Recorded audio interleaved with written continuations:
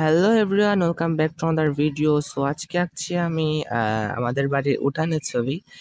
ব্যাপারটা বেশ একটু উইয়ার্ড, কারণ হঠাৎ করে আমাদের বাড়ি উঠানের ছবি আঁকার কেন ইচ্ছা হলো।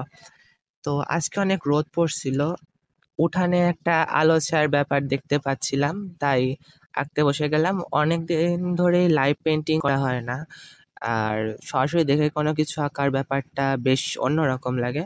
আজকের ছবিটা আঁকছি আমি অ্যাক্রিলিক কালারে হ্যান্ডমেড পেপারের ওপর।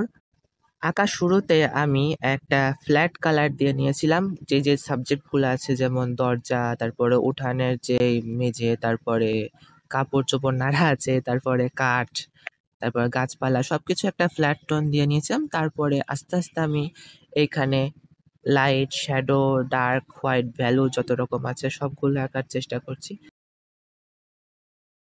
আমার মতে বাইরে বসে কোনো কিছু দেখে আঁকা বেশ একটা চ্যালেঞ্জিং ব্যাপার, কারণ ওয়েদার সবসময় চেঞ্জ হতে থাকে, কখনো ছায়া পড়ে, কখনো বেশ উজ্জ্বল রোদ ওঠে।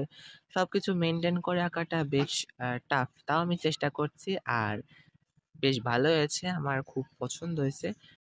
সব সাবজেক্টগুলোকে ঠিকঠাক মতো রেখে আঁকার চেষ্টা করেছি, যদিও খুব বেশি ডিটেইলে না, তারপরেও নিজের মতো করে আঁকার চেষ্টা করেছি। তো আপনারা বলবেন কমেন্টে যে আদৌ কি আমি একদম ঠিকঠাক মতো আঁকতে পারছি কিনা। দেখা হবে পরের ভিডিওতে। আজকে এই পর্যন্তই।